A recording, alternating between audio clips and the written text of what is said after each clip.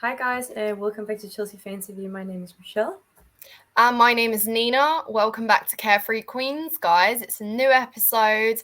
Today we're bringing to you a little bit of a discussion in regards to our striker options. Of course, we know that goal scoring has been impossible at Chelsea. We have really been crying out for that number 9 that can bash in goals and really kind of get us out there. And it's been kind of a forever thing we have been looking for. So today, Michelle and I are going to discuss a little bit about Jackson, of course, a striker that we have recently brought in, Nicholas Jackson, kind of a young prospect who we think that can kind of mould into that striker. Of course, we brought in Datro Fofana, but he has gone off on loan to develop, improve. And funnily enough, he's going to be the only Chelsea player playing in Champions League next season. So that's a fun fact there. So I'm sure he's still thrilled that he's, been signed by Chelsea, even though he's not going to be playing for the first team this season. And of course, we have Aubameyang still, which his future is kind of uncertain whether he is staying or he is going. But I want to kind of talk about that as well, whether you think he deserves another chance, whether you think that we can potentially try and flesh something out, which we wasn't quite given the chance. Or if you would rather go out and spend big money on a very kind of well-established striker, those that are kind of in at the moment, top up there. Of course, I mean, Harry kind of impossible, but Victor Osimhen is there. Vlahovic is also an option. So yeah, guys, we are going to talk strikers today. But of course, yes. Michelle, how are you doing, first of all? I am well. I'm a bit tired and a little bit hungover, but show must go on. I'm actually fine. I think we should just get cracking with the strikers. No, wait, no. Everyone, help me congratulate Nina on graduating. She graduated yesterday. Yeah, I did. Now you're officially getting into adult life, yeah? 1 degree hotter, yeah. No, I think it's crazy. It rained all day. But I'm taking that as a good sign that, everything's going to be like smooth. Yeah. Soggy. Yeah. But no, it's been a lot. I've been also moving house this week. It was my graduation, so a lot has happened. And obviously, I mean, Chelsea talk never stops. It's always kind of, it's relevant at the moment, isn't it? So much transfer news, but we saw a lot of players kind of leave the door. We were anticipating a clear out. It's what we got kind of almost immediately.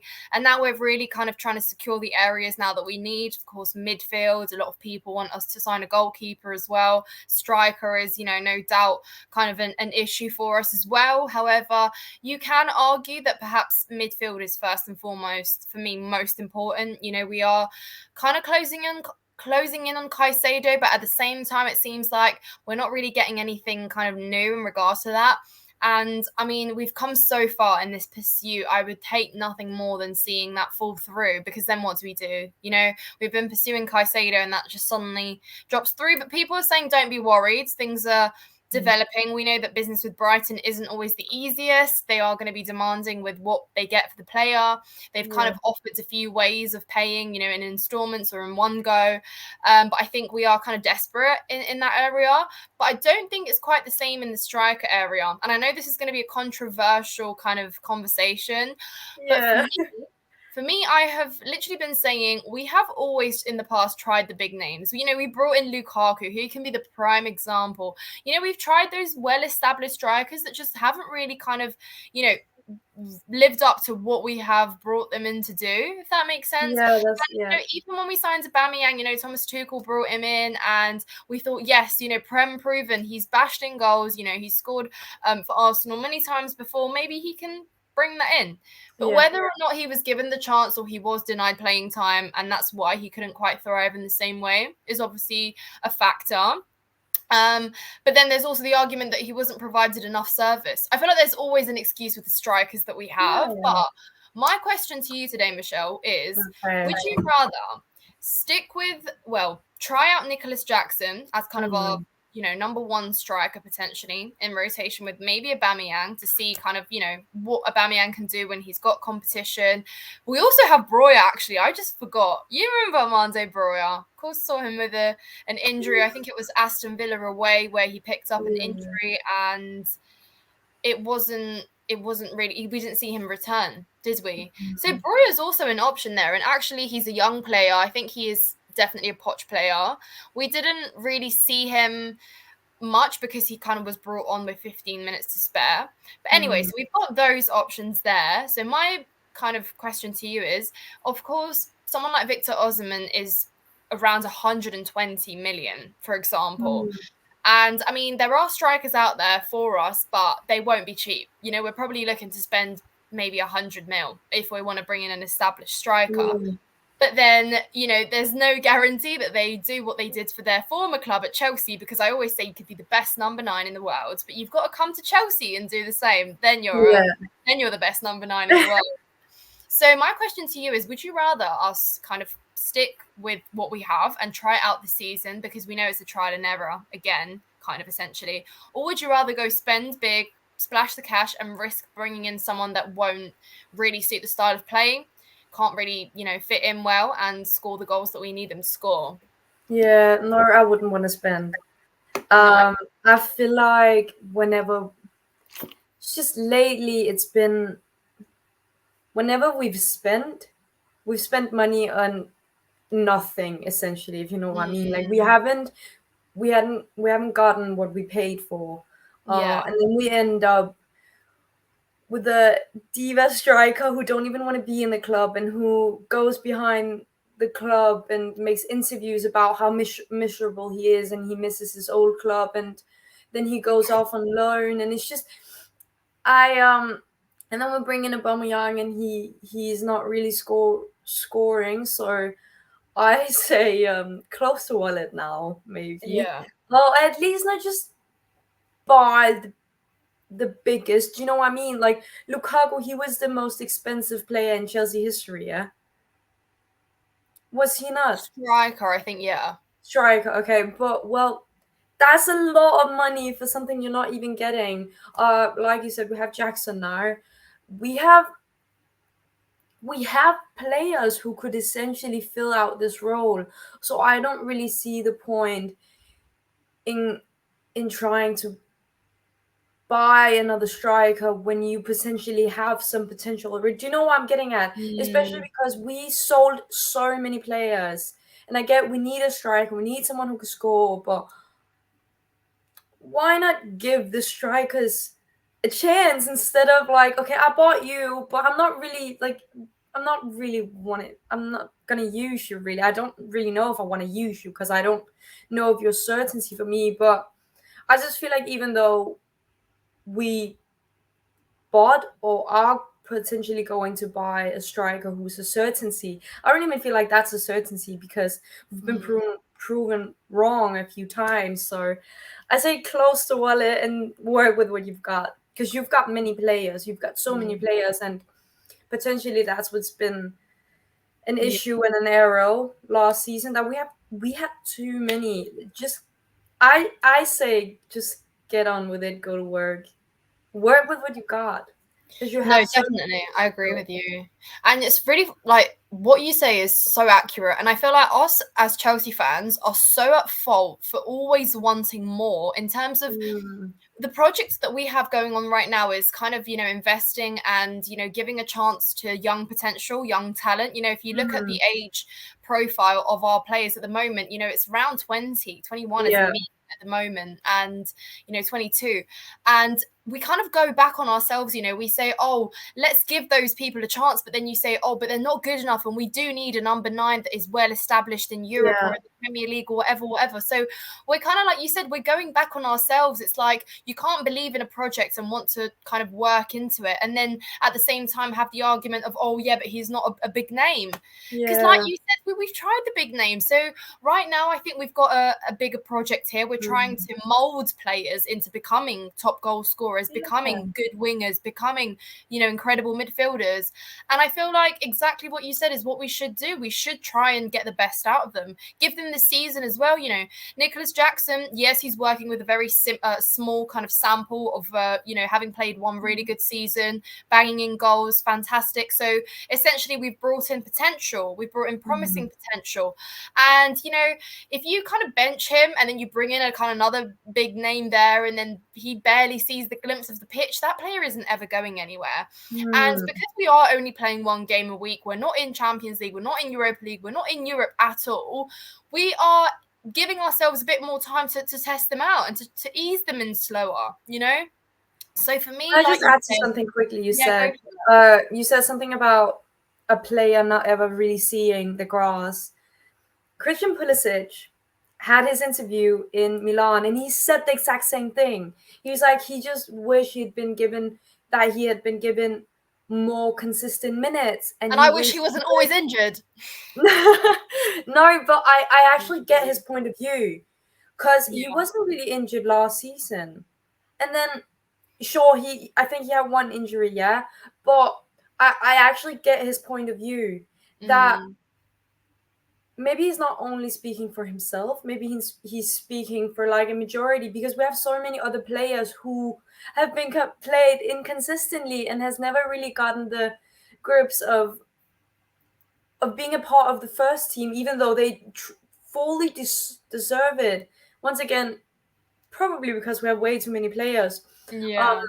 but I just thought it was so funny you said that, because he did actually say that in his Mm. interview, that he just wished he had the chance to prove himself more and had been given more consistent minutes. Which I don't think he's alone with that No. issue. Or yeah, I just wanted to add that.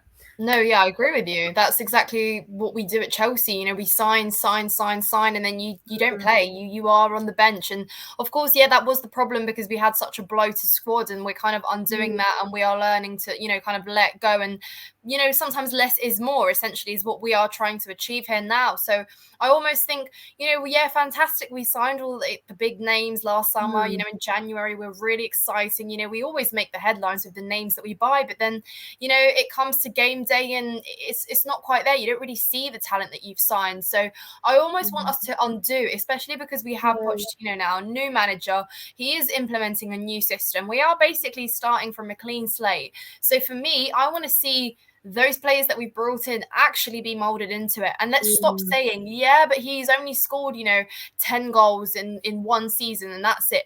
I want us to say, yeah, he has scored 10 goals in one season. Let's see what we can push more out of him, especially because now we do have more around that striker that we will have, or whoever it may be, that will be that number one pick there. You know, we've got Nkunku now, a fantastic playmaker, a creator. We've got Enzo Fernandez, who will be pushing up a lot more once we sign Caicedo, you know, someone who will be so complementing to a striker like you can't even imagine. You know, you've got Madueke, you've got Mudryk, you know, talented players that will be able to provide a lot more for the striker, because we've always blamed our striker for not scoring, and then the second excuse was, yeah, but nobody creates for them. So now we can almost let go of that second excuse and really just focus on providing, and then, you know, you'll get there with the finishes. You can't tell me that, you know, we are so allergic to the goal. You know, surely there must be a way. And for me personally, I'd like to see us do that, because we are trying to be careful with our spendings right now. We are trying to be careful, and we've seen it. You know, we're not giving stupid amounts of money straight away. If we perhaps wanted Caicedo, maybe if Todd Bowley was in January signing Caicedo, I think he would have just bashed 100 million on the table then and there and said, right, have him. But I think now we are kind of doing things differently. You know, there is an actual method, there is an actual technique, isn't there? We spoke about it, and you said that there is a much more structure to this window, didn't you? So it's almost, we now are a little bit more careful. So I don't want to see us, you know, splash 120 million on a striker and you don't really quite know what you're getting, and then you've got another two potentially sat on the bench. You know, do they play, do they not? And then nobody's scoring goals and nobody's getting playing time, and then that's where fallouts happen. That's where, you know, attitudes drops, and so and so and so and so. So we're on the same page with the striker there. Do you think Breuer, though, what do you think about Breuer? Do you like Breuer? Do you rate Breuer? What do I rate him on? Well, whatever he is He's providing. barely played. That's the thing. He's barely played, so it's kind of hard to actually rate him. You're right. Like you, we kind of forgot about him, didn't we? Like, oh yes, shoot, we have him as well. So I think it's hard to rate someone who hasn't really been able to prove himself. I get you, but he has played a few, and he has shown potential. Yeah, no, and I think, I don't know. I don't want to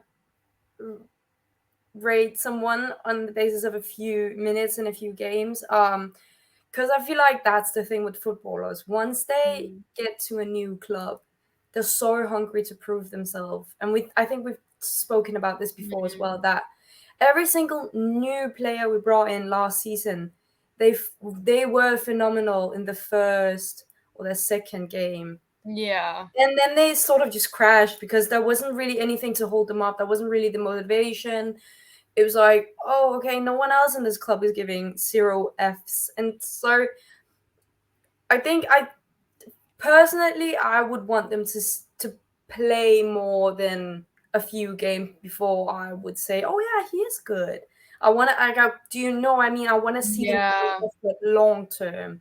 And I'm not saying like, oh, I can't rate him before he's played 4 seasons. That's not it. But I just want to see like, I don't know, more than a few games. I get that. Well, honestly, to me, anyone's welcome in this club and in the first team if they're willing to give their all.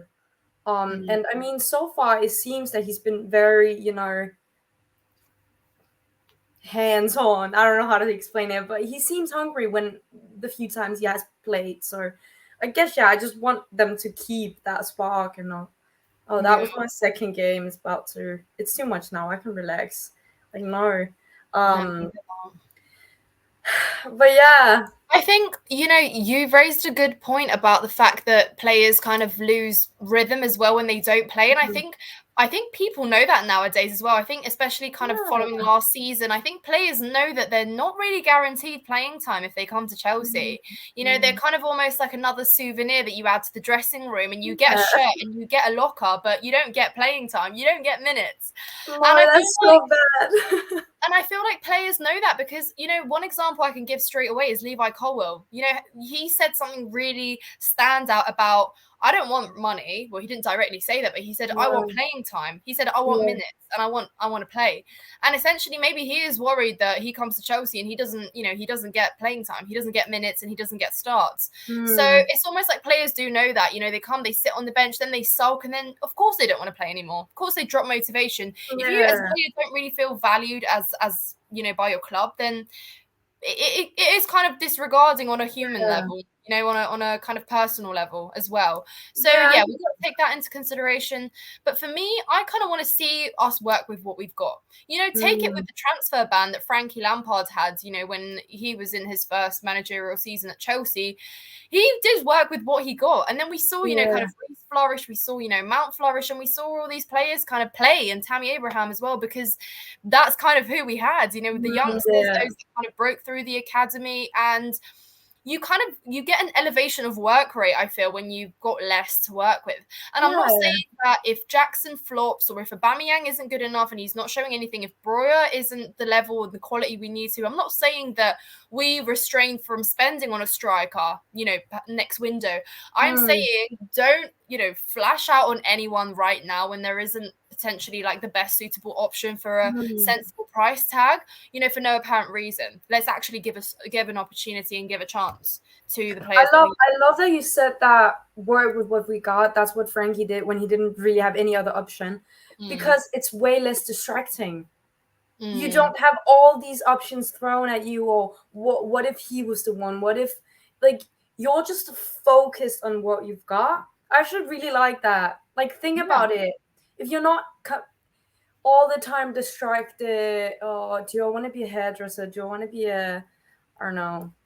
Like, do you know what I mean? Like, you're just, I want to work with this. I'm dedicating 100% focus on this. There's nothing else that's going to distract you then. Like, if you don't have any other option, you need to make it work. Do you know what I mean? So I actually really like that point. And that's how you get consistency as well, isn't it, Michelle? That's how you get consistency and rhythm.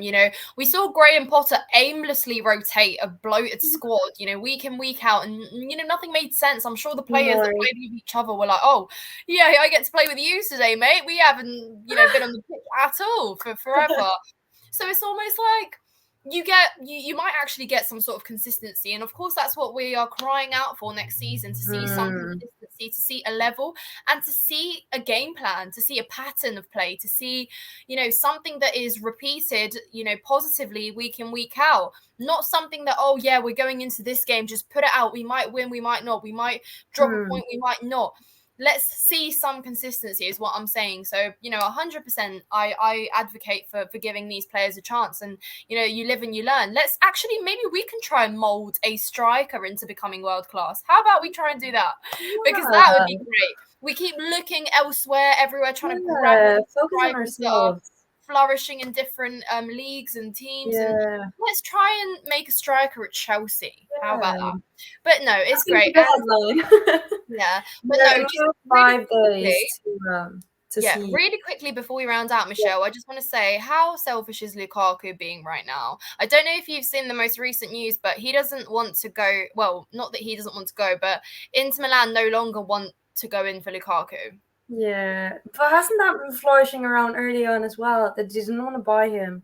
Well, they don't want to spend money on him. And then they want to get him for cheap, but they don't actually want to spend, you know, big money on them. They put 20 million on the table, then they raise it to 25. Like, what on earth is that? Annoying. Like, he annoys me. He annoys me. He thinks he's the queen bee, and I don't mind people thinking they're the queen bee when they actually have something backing that mentality. And it's just, bro, just, I don't know, get your shit together. Literally. And on that note, get your shit together, Lukaku. 5 days, and then we will get to see you.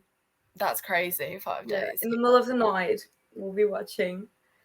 Well, yeah, I'm actually really excited. I want to see us play. Me too. Oh, I'm really excited. But yeah, guys watching, we have a big question. It's been discussed. You've heard our thoughts, but do let us know in the comments down below your thoughts. And I'm sure you guys are all going to go sign Victor Osimhen, get Harry Kane in, and you know, that's all dreams and lovely stuff, and that's fantastic. Let's bring Harry Kane to Chelsea. But let's also be realistic. Let us know, would you rather try out what we have, which, you know, some may argue isn't much and isn't quality for Chelsea at all, or would you rather go out, spend big, you know, potentially not balance out the books too much? We are trying now, maybe go a little bit overboard and then not have enough to spend on a goalkeeper or on another midfielder or whatever, or another winger. Let us know, Michelle. No. Do not forget to subscribe to the channel if you have not already. Like this video if you liked it, or if you just feel generous. And like Nina said, leave a comment down below, and we'll see you in the next one. Do you think that we've seen... Do you know what? The next episode, we will have watched the first preseason game match. Yeah. Oh my god. See you in the next one, guys. Stay tuned. Bye-bye. Bye.